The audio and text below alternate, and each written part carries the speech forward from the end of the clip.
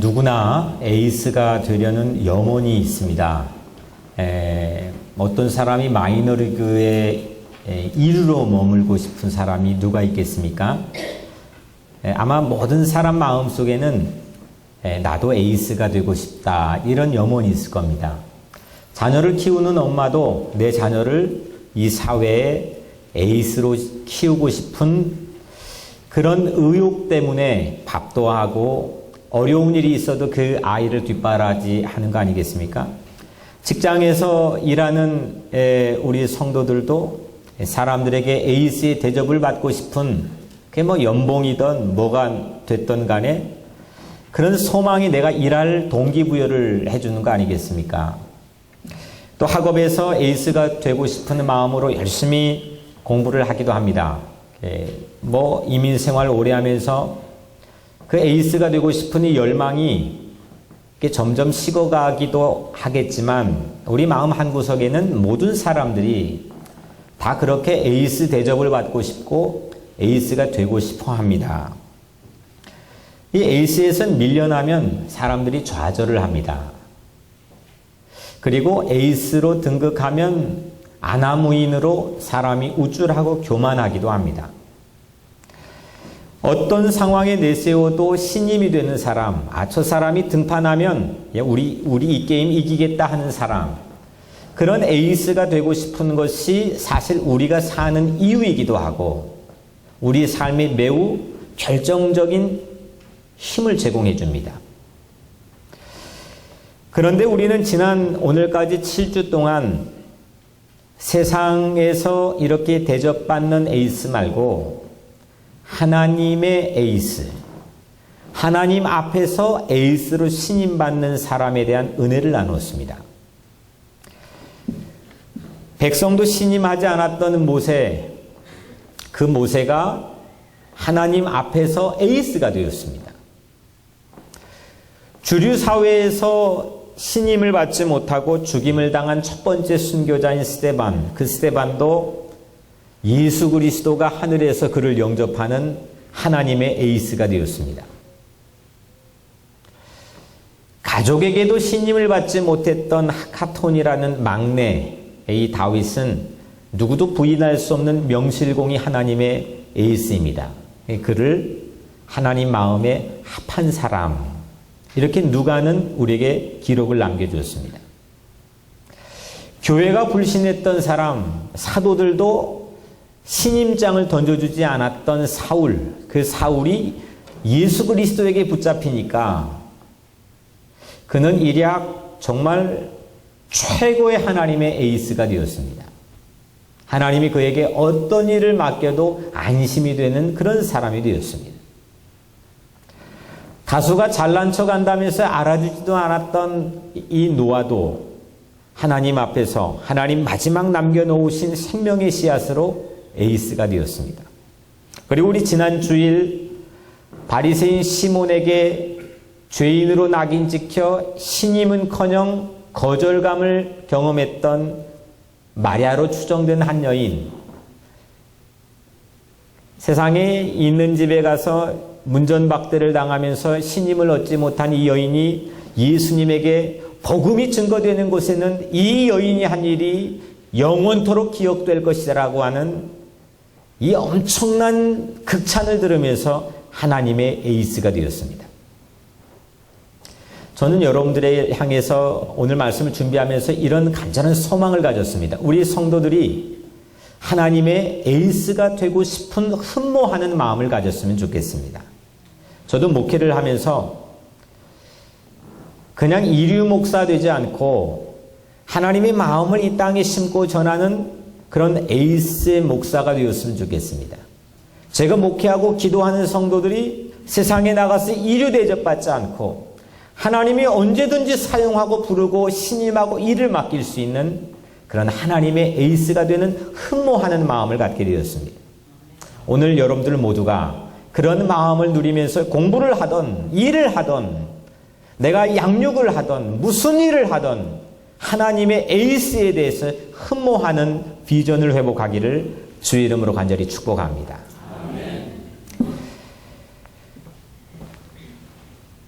그런데 한결같이 세상의 신임을 얻지 못했는데 이 6명은 세상에서 신임을 얻지 못했습니다. 그런데 오늘 자기 스스로 신임하지 못한 한 사람을 소개하려고 합니다. 베드로는 사실 성경 이곳저곳에서 에이스의 면모를 갖추었습니다.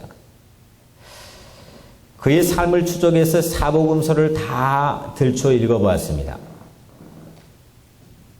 베드로는 먼저 예수님이 제자를 불렀을 때, 예수님 제자가 몇 명이죠?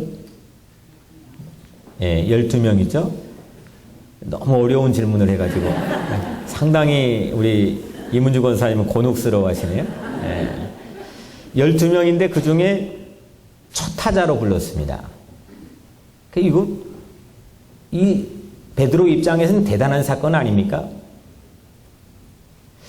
그 엄청난 예수님의 12제자, 12성인을 부르는데 가장 처음으로 베드로를 불렀습니다.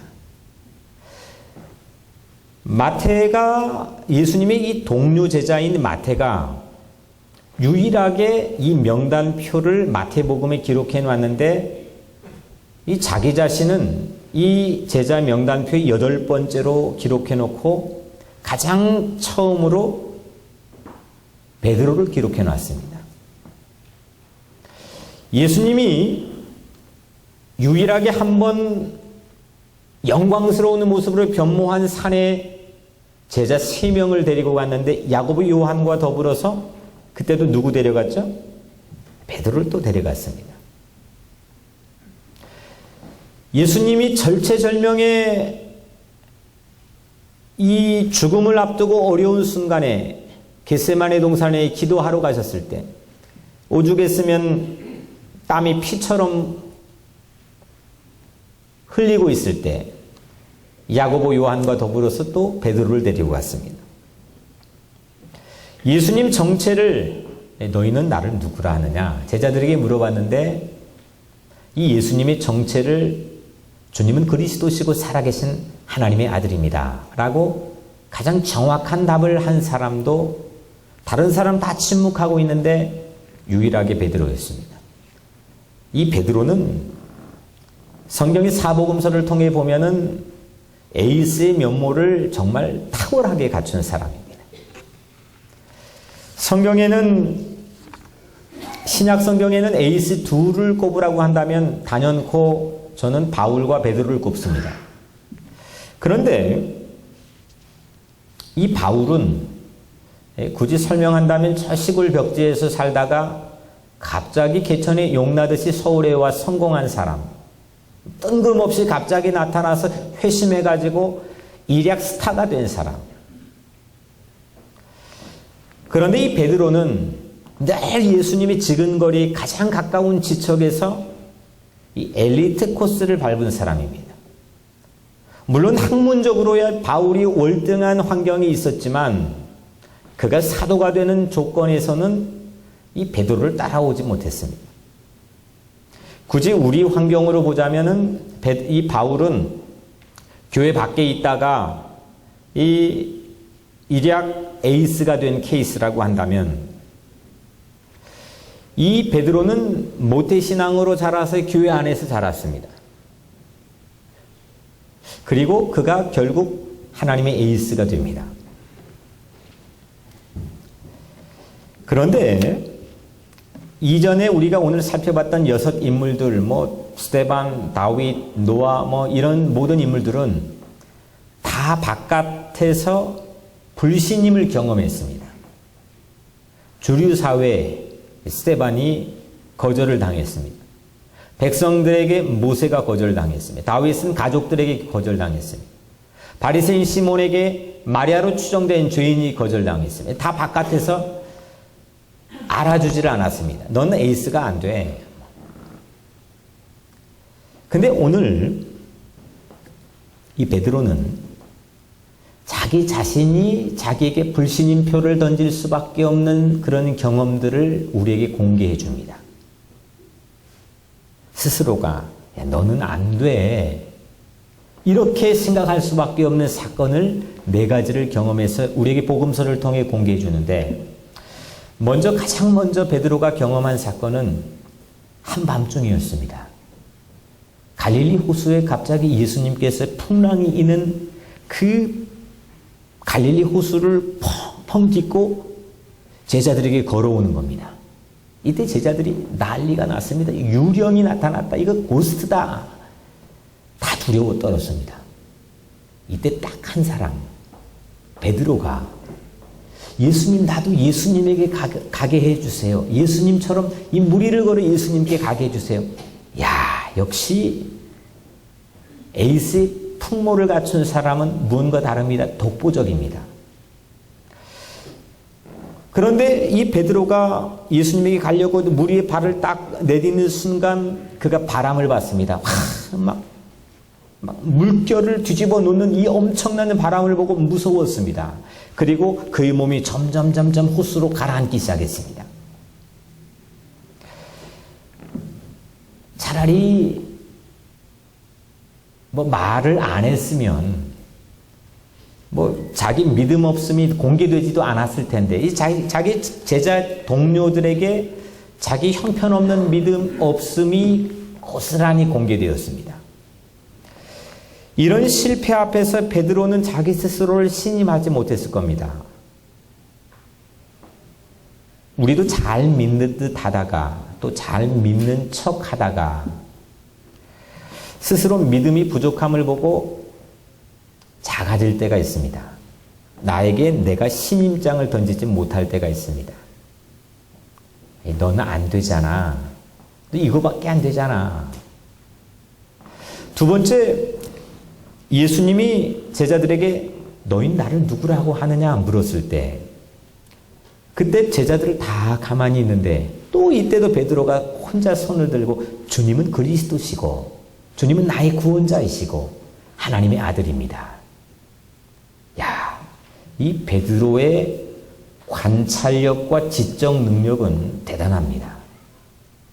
예수님이 원하는 대답을 100점짜리 대답을 딱 하고 적어 놓았습니다. 엑설런트입니다. 덕분에 그 마태복음 16장에서 예수님은 베드로에게, 본래 이 베드로의 이름은 사이몬입니다. 시몬인데 이게 히브리 이름 아닙니까? 근데 그때 그 자리에서 예수님이 게바라고 이름을 불러줬습니다. 그리고 그 게바의 헬라식 이름이 페트로스, 피터, 베드로입니다.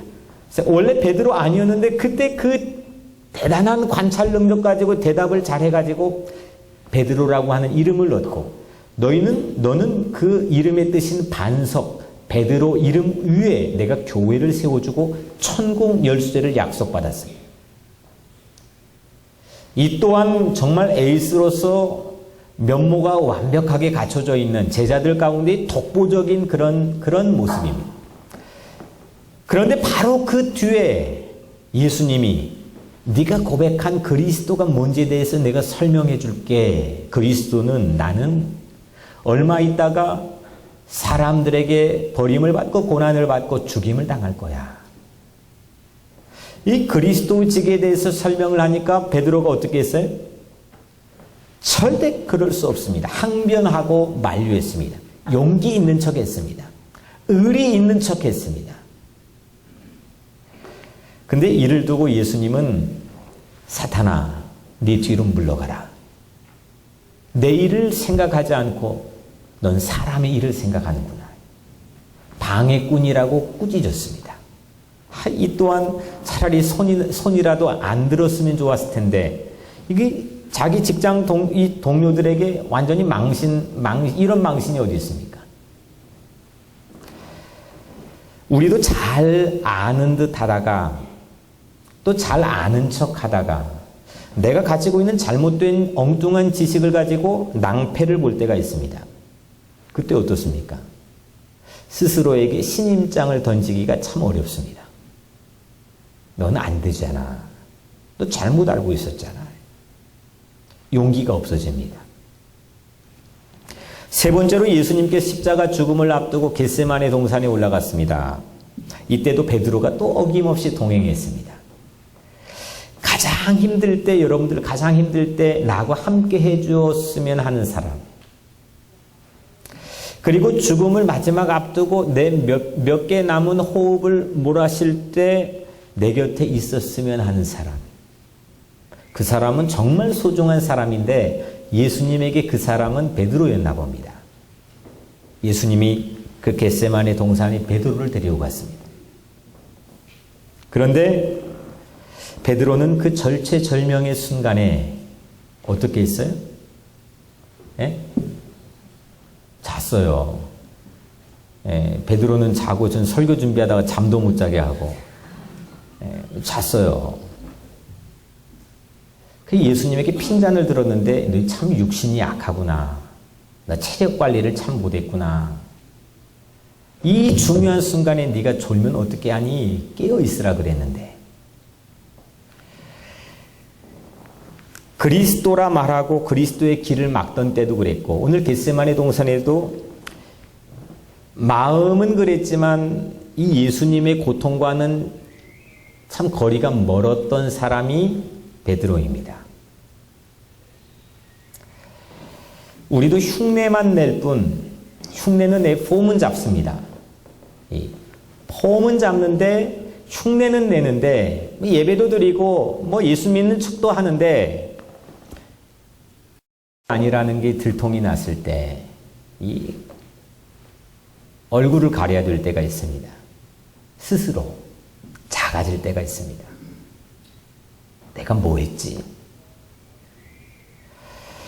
마지막 네 번째로 예수님이 대제사장의 법정에서 마지막 재판을 받고 있을 때였습니다.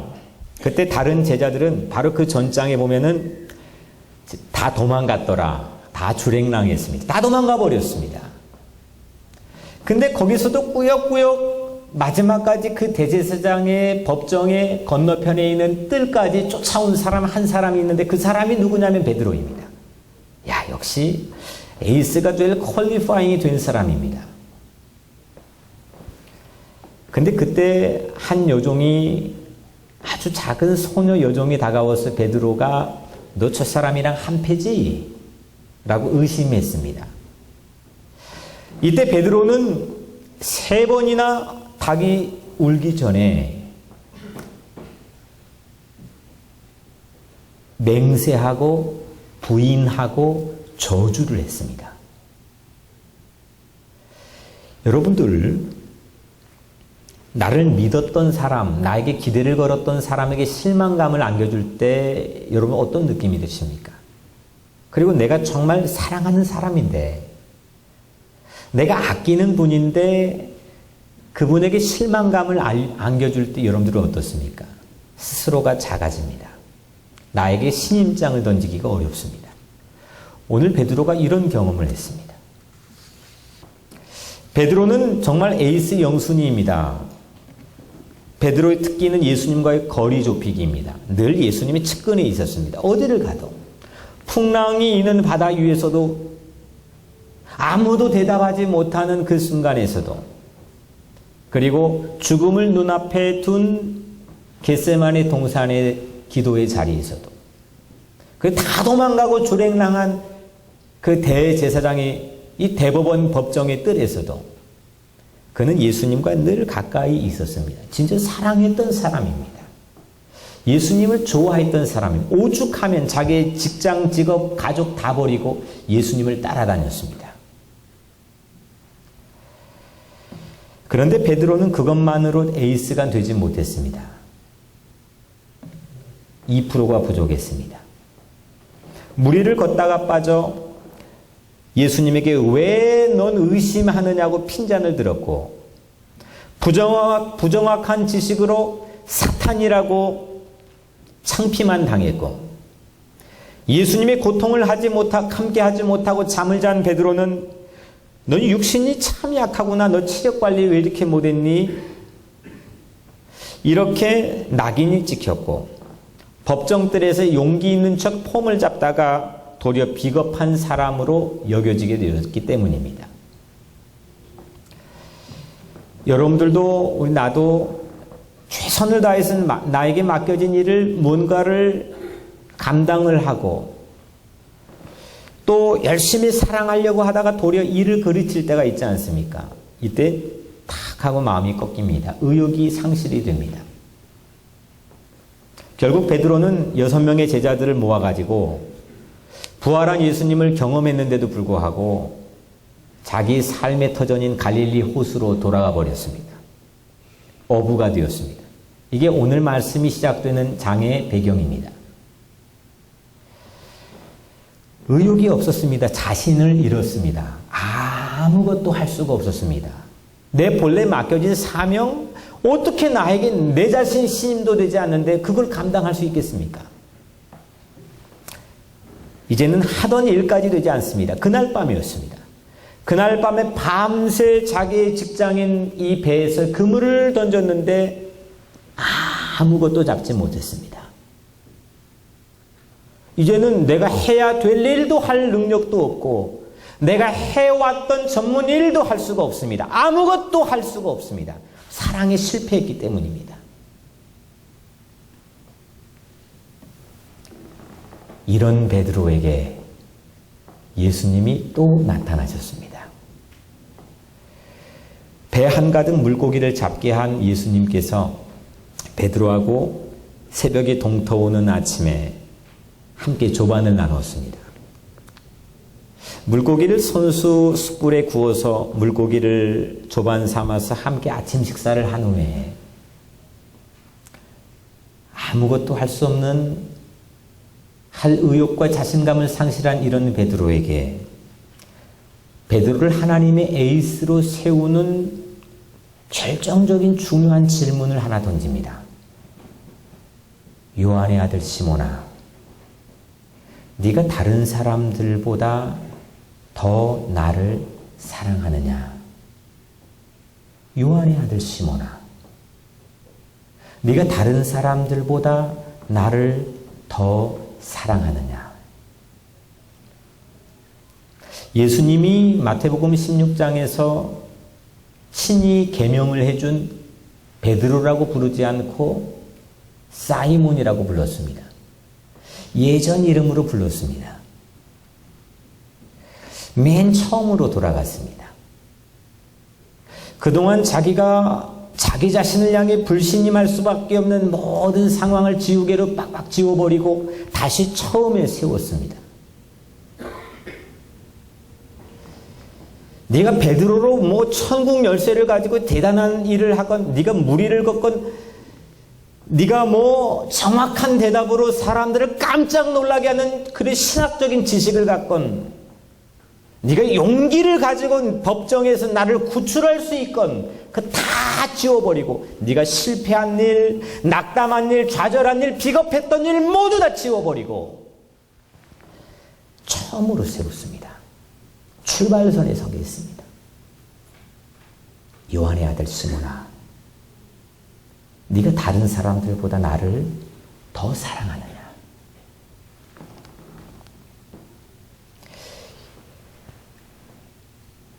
예수님께서는 사랑을 물었습니다. 모든 실패와 실수를 지우고 사랑할 찬스를 다시 주었습니다. 사랑이 회복되지 않으면 아무것도 할 수가 없습니다. 내가 하는 일도 사랑하니까 재밌게 하는 겁니다. 저는 이 목회가 어려울 때도 참 많이 있지만 참 재미있고 행복합니다. 왜냐? 이 목회가 사랑하기 때문입니다. 내가 하는 일이 사랑이 회복되어야 내가 살 맛이 납니다. 베드로가 대답합니다. 주님, 그러하나이다. 내가 주님을 사랑하는 줄 주님께서 아십니다. 베드로는 실제로 예수님을 사랑했던 사람입니다. 베드로만큼 제자들의 이 예수님을 사랑한 사람이 누가 있었습니까? 이 자리에 누가 베드로하고 견줄 수 있겠습니까? 베드로 진짜 예수님 사랑했던 사람입니다. 그런데 다만 그 사랑이 상황에 따라, 환경에 따라 마구 변할 수 있는 사랑이었습니다. 예수님을 포커스에서 예수님 자리에서 예수님을 사랑한 게 아니고 내 자리에서 예수님을 바라보며 사랑하려고 했습니다. 거리는 지리적 거리는 가장 가까이 있는 최측근이었지만 실질적으로 베드로는 예수님과 거리가 떨어져 있었습니다. 사랑은 거리가 없습니다. 예수님께서는 그걸 회복시키기 위해 물었습니다. 네가 나를 진짜로 사랑하느냐? 두 번째도 물었고 세 번째도 물었습니다. 세 번째 물으니까 이때 예수님께서 물으니까 베드로가 번뜩 생각났습니다. 바로 얼마 전에 닭이 3번 울 때 네가 나 부인할 거야 이렇게 말했던 예수님의 말씀대로 그대로 자기가 예수님을 저주하고 맹세하고 부인했던 일이 생각났습니다. 그래서 오늘 말씀에 베드로가 근심하며 대답했다 했습니다.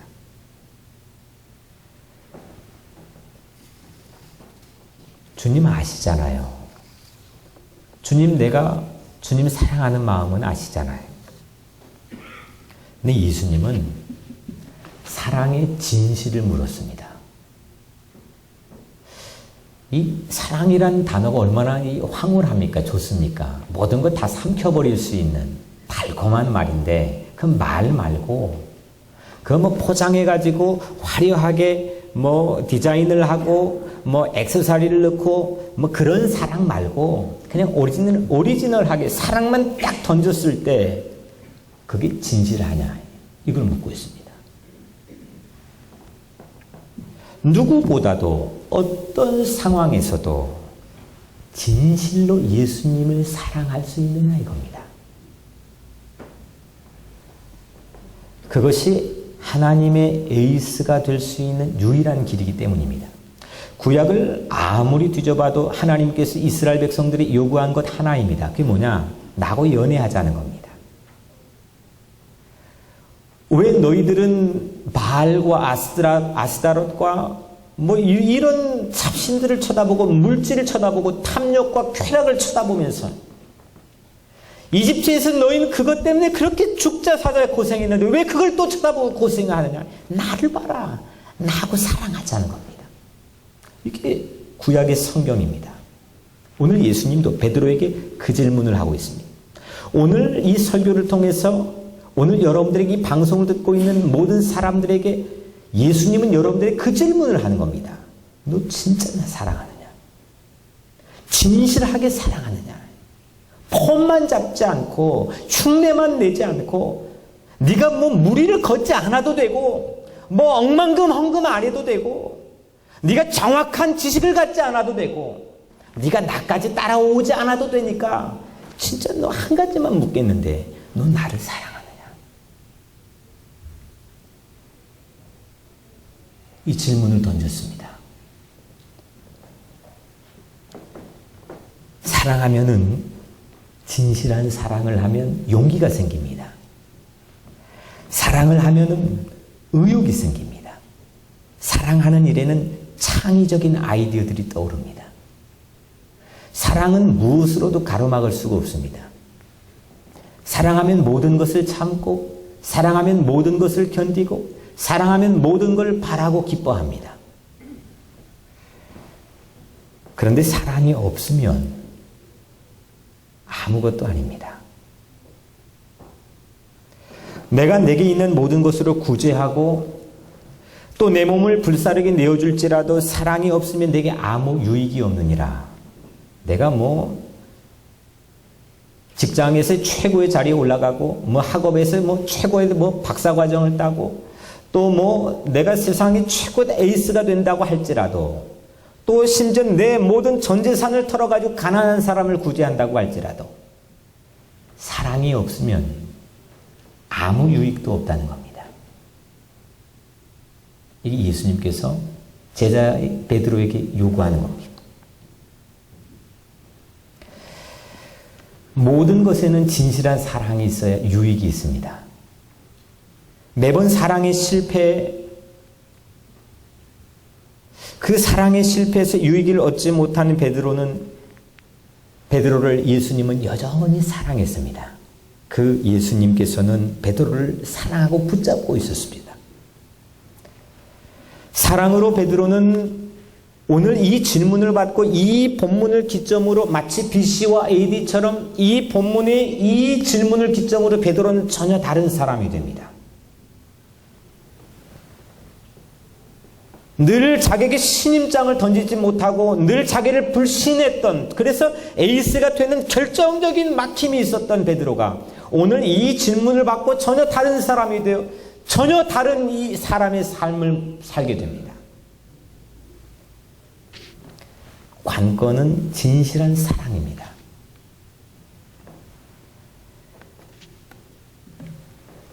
예수님께서는 이제서야 베드로에게 내 양을 먹이라.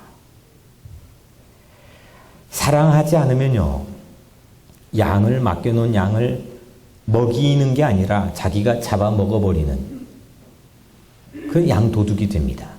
하지만 사랑하면 내 능력이 좀 부족해도 그냥 풍랑 이는 그 바다에 걸어 다니지 않아도, 그런 기적 없어도 사랑이 있으면 양을 살찌우는 양의 목자가 됩니다. 오늘 여러분들이 하는 모든 일들이 위해 이 일이 적용되길 바랍니다. 사랑이 회복되기를 원합니다. 예수님을 향한 사랑이 여러분들의 삶 가운데 회복되기를 원합니다. 이후에 이 진실한 사랑으로 복음을 전파하는 에이스가 된 베드로, 이 사도행전 2장에서 성령의 강림이와 오순절날 베드로가 초대교회 첫 번째 설교를 예루살렘 모든 주민들에게 하는데, 담대하게 이 복음을 전한 베드로의 복음 전파를 듣고 3,000명이 예수님을 믿고 새로운 삶을 살기 시작했습니다. 2장을 건너서 이 솔로몬 행각에서, 예루살렘의 성전인 솔로몬 행각에서 베드로가 또 복음을 증거합니다. 수없는 사람들에게 복음을 목숨을 걸고 증거했는데 5,000명이 복음을 듣고 회심을 하고 새로운 삶을 살기 시작합니다. 성경 어디를 둘러보세요. 한 번 설교했는데 3,000명이 뒤집어지고 5,000명이 새로운 삶을 사는 사람, 그런 사건이 어디 있습니까? 자기에게조차 신임장을 던지지 못한 그런 실패를 경험하고 아무 의욕도 없이 자기 예전 삶으로 돌아가 버리고 거기서도 아무것도 할 수 없었던 베드로가, 그가 하는 말을 통해서 사람들이 신뢰를 가지고 예수를 믿기 시작했습니다.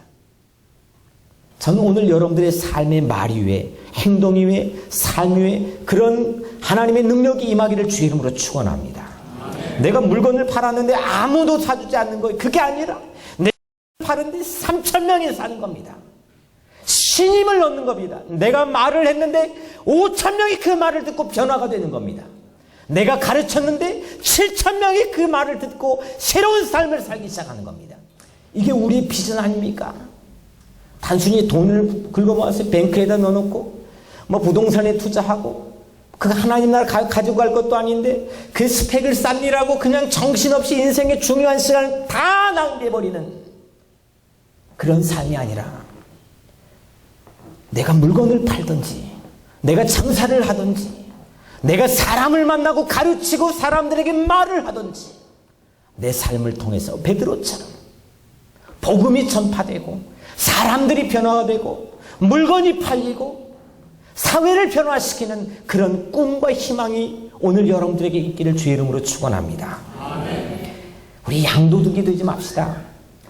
목사인 저도 사랑이 없으면 양을 먹이라 했는데 제가 양을 잡아먹고 양을 비실비실 피골이 상접해가는 그런 일을 경험할 수도 있습니다.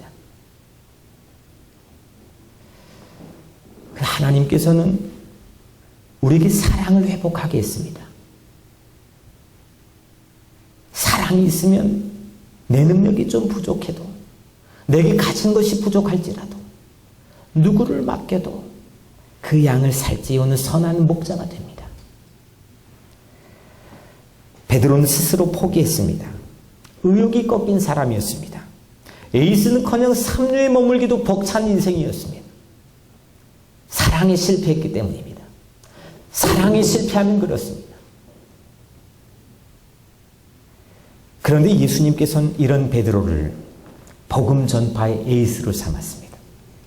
건축자들이 버린 그 돌이 모퉁이 머릿돌이 되고, 건축 전문가들이 이거 필요 없다고 냈다 버린, 바깥에 버린 그 돌을 가지고 이 건축물의 최고의 요긴한 머릿돌로 삼은 것처럼, 그 예수님처럼 베드로는 자기 자신이 자기 자신을 버리고 신임을 하지 못했던 그런 인생에서 가장 초대교회의 중요한 요긴한 머릿돌이 되었습니다. 사랑하는 성도 여러분, 우린 정경을 가지고 있지만 외경에 보면 베드로 행전이 있습니다. 그 외경이 베드로 행전의 한 가지 에피소드가 소개되는데, 그 에피소드를 통해 우리가 아는 아주 유명한 영화를 만들었습니다. 베드로의 마지막 삶은 로마에서 이루어졌습니다. 당시 네로 황제로 추정되는 이 황제가 핍박을 하니까 당시 로마 교회 교인들이 베드로를 변장을 시킵니다. 그리고 도망을 가게 합니다. 베드로가 혼자 로마 성곽을 빠져나오는데 저 멀리에서 익숙한 사람이 다가옵니다. 예수님이었습니다. 그때 베드로가 유명한 말을 하죠. 쿼바디스 도미네. 주님 어디로 갔습니까? 그걸 가지고 쿼바디스라는 유명한 명화를 만들지 않았습니까? 쿼바디스 도미네. 이때 예수님이 대답합니다.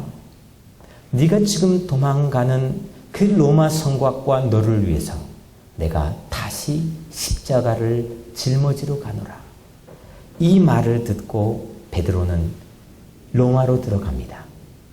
그리고 전설에 의하면 그곳에서 붙잡혀서 이 베드로는 거꾸로 십자가에 못 박혀서 순교했다고 전해집니다. 사랑하는 성도 여러분, 베드로의 마음속에 주님을 향한 사랑이 시시때때로 차곡차곡 채워져 가는 것처럼, 오늘 이 예배를 통해, 이 메시지를 통해 오늘 여러분들의 삶에서도 주님을 향한 사랑, 예수님을 향한 사모하는 마음이 회복되기를 주의 이름으로 축원합니다. 이게 있어야 내가 하는 일에 신이 나는 겁니다. 사랑하는 일은 지치지 않습니다. 사랑하는 사람은 졸지 않습니다. 사랑하는 사람은 포기하지 않습니다. 사랑하는 사람은 낭망하지 않습니다. 사랑하는 사람은 구태의하는 아이디어에 머물지 않습니다. 오늘 그가 복음을 전했을 때 이 복음 전파의 에이스가 된 베드로는 수없는 사람들의 삶을 변화시킨 것처럼, 오늘 여러분들 한 사람 한 사람의 삶을 통해서 우리 주님은 세상을 변화시키고 이 가정을 변화시키고 교회를 변화시키기를 간절히 원하십니다. 주님이 오늘 여러분들 한 사람에게 묻습니다. 사랑하는 누구누구야, 네가 다른 사람들보다 나를 더 사랑하느냐? 여기에 내 인생의 키가 있습니다. 오늘 여러분들 모두가 베드로처럼 하나님의 에이스가 되기를 주님의 이름으로 간절히 축원합니다. 기도하겠습니다.